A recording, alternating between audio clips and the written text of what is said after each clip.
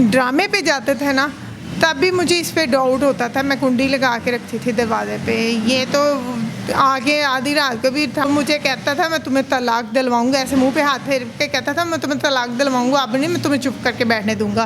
तो तुम मेरी बात नहीं मानती, मैं इसकी बात कभी भी नहीं मानूंगी। अगर मैं 10 साल से अपनी बेटियों के साथ हूँ ना, इंशाल्लाह मैं अपनी बेटियों को अपने पास रखूँगी और इनको संभालूंगी, किसी को नहीं दूंगी। आप सोचना भी ना मैं आपको दूंगी। जो इंसान मेरे पे गंदी नज़र रखता है, मेरे करैक्टर पे उंगली उठाता है, मेरी बच्चियों पे कैसी नज़र रखेगा। और वो तारिक टैडी साहब की बेटी हैं, आज रोती थी कहाँ चल गया मेरा बाप मम्मा।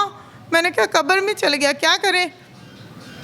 और तुम्हें शर्म होनी चाहिए, कफन मैला भी नहीं हुआ और आज तुमने कीचड़ उछालना शुरू कर दिया हमारे ऊपर। वो कह रहे थे हम नहीं मिलने देना, जाओ इधर से दफा हो जाओ। हम बैठे रहे 3 घंटे उधर ही रहे। अस्सलाम वालेकुम, नूर पाकिस्तान से मैं हूं आपका मेज़बान मियां अब्दुल्ला। तारिक टैडी पाकिस्तान का चमकता दमकता सितारा जो चंद रोज़ कबल जिगर के आर्जा में मुब्तला थे और अपने खालिका हकीकी से जा मिले। आज हमारे साथ उनकी बेटियां और उनकी वाइफ मौजूद हैं। शबाज जो उनका भाई था, उनकी तरफ से इल्ज़ामात लगाए जा रहे थे कि तारिक टैडी साहब की मौत की वजह ये खातून है। इनकी वजह से इन्होंने उनको बहुत ज़्यादा टेंशन दी हुई थी, जिसकी वजह से तारिक टैडी साहब ने बहुत टेंशन ली और वो उनका इंतकाल हो गया। इनसे जानेंगे कि क्या वजह है, इन्होंने क्यों इतनी ज़्यादा टेंशन दी कि उनका इंतकाल हो गया। अस्सलाम वालेकुम। वालेकुम सलाम। मुझे बताइएगा कि तारिक टैडी साहब का जो भाई है शबाज, उसकी तरफ से इल्ज़ाम लगा है कि आपकी वजह से तारिक टैडी साहब का इंतकाल हुआ है, क्योंकि आपने उसको बहुत ज़्यादा परेशान किया हुआ था। आपकी वजह से उन्होंने बहुत ज़्यादा टेंशन ली है। क्या वजह है, आपने क्यों उनको परेशानी दी थी? देखें, मैंने परेशानी नहीं दी, मेरे तो डिवोर्स हो चुका है, काफ़ी अरसा हो गया। मैं तो उससे इसकी वजह से डिवोर्स हुई थी, शबाज की वजह से। वो मुझे बहुत तंग करता था। आज मेरी वजह से वो बीमार नहीं हुए। ज़िंदगी मौत अल्लाह ताला के देने वाला है। ये बहुत वही इंसान है जो मेरे पे गंदी नज़र रखता था। मेरी टांगे पकड़ लेनी, कभी मेरे बाजू पकड़ लेने, कभी मेरे शोल्डर हाथ रखने, कभी पकड़ लेने, सर दबाना। इसका हक बनता है, किसी हदीस में लिखा है या किसी कानून में लिखा है कि देवर का हक बनता है उसको अपने हाथ से रोटियां खिलानी। जानू चाय पिलाओ, जानू खाना खिलाओ, इधर पड़ा खा लो खाना, तो नहीं कहता मैंने अपने हाथ से खिलाओ। अब देखें, मेरा तो हक नहीं बनता, खाना खा ले नहीं तो ना सही। ये मुझे बहुत तंग करता था। फिर ये इंसान इतना था कि इसने अखीर करनी शुरू कर दी। फिर क्या इन बातों का इल्म तारिक टैडी साहब को था? बिल्कुल, तारिक टैडी साहब को मैं हर बात बताती थी। वो क्या कहते थे? वो पहले इसको समझाया कि बाज आ जाओ, ये दरगुजर करो, करते करते फिर ये हाथ से बाहर ही होना शुरू हो गया। तारिक टैडी साहब जब ये ड्रामे पे जाते थे ना, तब भी मुझे इस पे डाउट होता था। मैं कुंडी लगा के रखती थी दरवाजे पे। ये तो आगे आधी रात को भी था कि कहता रोटी पका के दो, तुम्हारे बाप की नौकरानी थोड़ी थी, मैं तारिक टैडी साहब की बीवी हूँ, तुम्हारा हक नहीं बनता आधी रात को दरवाजे खटकाने। तो फिर भी मैंने इसको रोटी देती थी, मुझे तारिक टैडी साहब ने कहा देनी है। फिर ये मुझे ना इसको मैंने रोका, ये लड़कियाँ लेके आना शुरू हो गया घर में। कि मैंने रोका तो नहीं लेके आनी दोबारा। ये एक बार नहीं कई दफ़ा लेके आता था। तारिक टैडी साहब को मैंने बताया कि ये ऐसे करता है आपकी गैर मौजूदगी में, उसने फिर घर से बाहर निकाल दिया। तो ये फिर माफिया मामू के घर आ जाता था। फिर इसके बाद इसने वो मुझे कहता था मैं तुम्हें तलाक दिलवाऊंगा, ऐसे मुंह पे हाथ फेर के कहता था मैं तुम्हें तलाक दिलवाऊंगा, अब नहीं मैं तुम्हें चुप करके बैठने दूंगा। तो तुम मेरी बात नहीं मानती, मैं इसकी बात कभी भी नहीं मानूंगी। मेरे वालिदैन ने अच्छी तरबियत की हुई है और इंशाअल्लाह मैं ऐसी कभी हरकत भी नहीं करूँगी कि उनकी नज़रें झुकें और नाले। इसके बाद मैंने ना इसको ना रोका, तो ये ना मुझे सीढ़ियों पे तेल गिराने की पूरी कोशिश करता था कि बच्चे ज़ाया हों किसी तरीके से, कि इसको बच्चा ना पैदा हो। ये मैं गिरूँ, मैं अक्सर गिर भी जाती थी। अल्लाह का शुक्र है, अल्लाह ताला जिसको रखे वो तो आता ही है फिर दुनिया में। अच्छा, फिर इसके बाद थोड़ी देर है ना, थोड़े दिनों बाद इसने ना हमारे कमरे के बाहर रखने शुरू कर दी खबर कि ये दोनों मियाँ बीवी क्या बातें करते हैं। हम ऐसे बैठे दोनों मियाँ बीवी, तो तारिक कहते देखिए अस्मा कोई बाहर है कमरे। तो मैं क्या हाँ जी है लगता। तो मुझे कहते दरवाज़ा खोलो। 2 मिनट 3 मिनट देखते रहे। उसके बाद हमने दरवाज़ा खोला तो ये आगे था। इसके मुँह के रंग, पसीने छूटे हुए। क्या इसको खुदा का खौफ नहीं? तारिक टैडी साहब ने इसको कुछ नहीं कहा? तारिक टैडी साहब ने उसी टाइम उसके कहा चल निकल। इसने झूठा कुरान पाक उसी टाइम उठा लिया। नहीं नहीं मैंने नहीं, मैं तो वैसे खड़ा। तारिक कहते तुम्हारी रूह खड़ी है, तुम्हें शर्म होनी चाहिए, मियाँ बीवी हैं हम, तुम्हारी हाथ से हरकतें बाहर होनी शुरू हो गई। अच्छा मुझे बताएं कि इतना पर्सनल लाइफ में इंटरेस्ट लेने का मकसद क्या था शहबाज का, कि वो आपके हाथ धो के पीछे पड़ा हुआ है और आप मियाँ बीवी कमरे में बैठे हैं तो आपको ताक झाक कर रहा है? क्या मसला था, उसको क्या प्रॉब्लम थी? उसको ये प्रॉब्लम थी, मैं उसकी बात नहीं मानती थी, नहीं माननी मैंने, कभी ज़िंदगी में भी नहीं मानूंगी। बेशक मैं लैदा हो गई हूँ ना, इसने ही तलाक करवाई है और कराने वाला शख्स भी यही है। हम दोनों मियाँ बीवी बहुत खुश थे। अगर ऐसी होती कि आज सफ़ा मरवा को रोडों पे मिलाने के लिए खड़ी होती या फ़ोन पे बातें ही करवाती।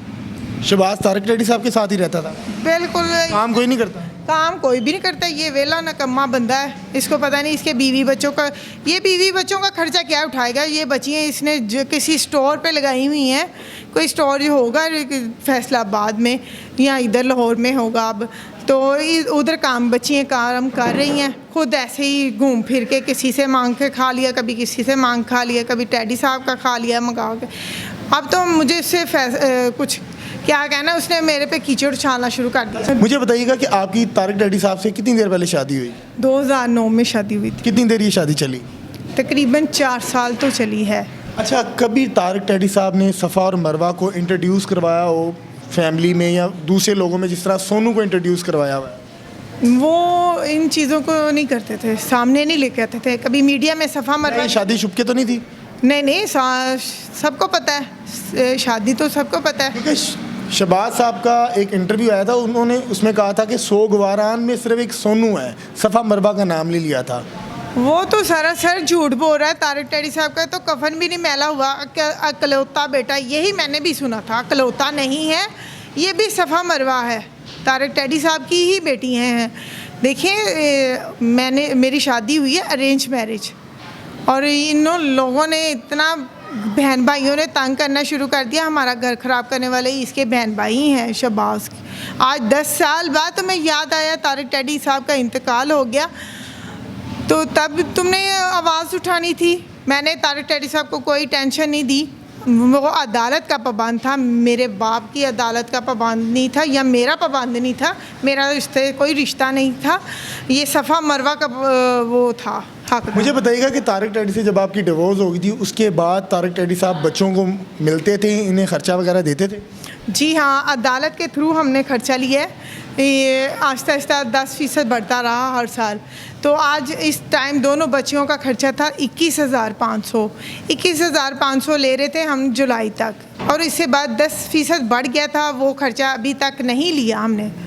ओके, इसके बाद वारंट निकले 2 नवंबर को। मुझे पता जब चला ना तारिक टैडी साहब बीमार है, मैंने उनको फ़ोन करके वकील साहब को कहा कि इनके वारंट भी कैंसिल कर दो और खर्चे की अपील भी नहीं करनी, और जो सामान जहेज़ का आर्डर है ना, तारिक टैडी साहब सही होंगे तो हम उठा लेंगे, तो अभी रुक जाए। मैंने कहा, उनको रोक दिया था। अब इसके बाद जब अदालत में हर चीज़ मौजूद है, तो मैं सफ़ा मरवा को इधर लाहौर आके बुलाया, इनको लाहौर में सफ़ा मरवा को इसके मेरे भाई लेके आया। सफ़ा मरवा का मामू है वो लेके आया। तो वो बैठे हुए थे गाड़ी में फ़रूक हॉस्पिटल के सामने, उधर जगह है, उस जगह पे हम बैठे थे।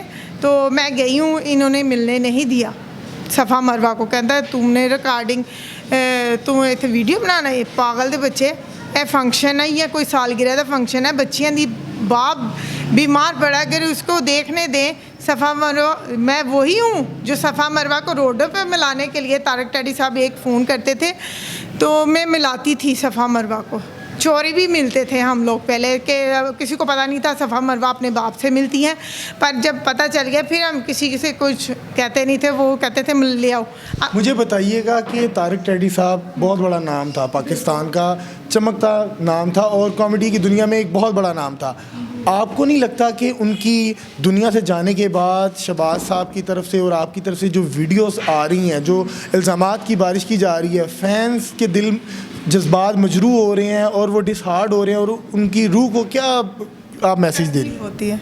तकलीफ़ होती है, मुझे भी तकलीफ़ हुई थी, मैं नहीं आना चाहती थी, और मुझे दुख था जिस इंसान को मैंने माफ़ कर दिया है ना, ज़िंदगी में ही उसके माफ़ कर दिया था ना। जब बीमार था फ़रूक हॉस्पिटल में, मैं उधर माफ़ करके ही आई थी, और सब गवाह हैं, फील्ड वाले भी आधे बंदे हैं। तो मैंने उनका कहा मैंने माफ़ कर दिया है तारिक टैडी साहब को। कहते ओके बेटा ठीक है, तुमने ये अच्छा किया। तो मैंने देखे, मैं नहीं पहले मीडिया में आई, शहबाज लेके आया उनके जनाजे पे।